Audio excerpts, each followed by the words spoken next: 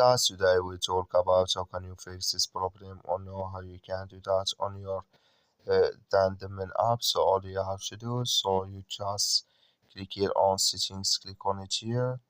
We just click on settings, it's going to show for you a list like this here. So then you go down, just keep going down, click here on apps.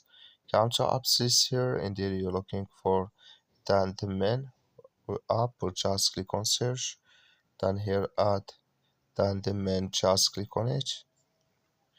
Then you come to this list, click on force stop, click on OK.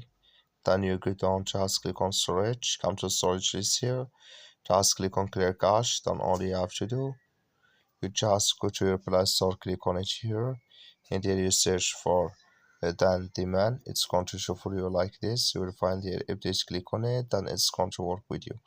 That's all you have to do. Thank you for watching. Don't forget to support us by liking and subscribe.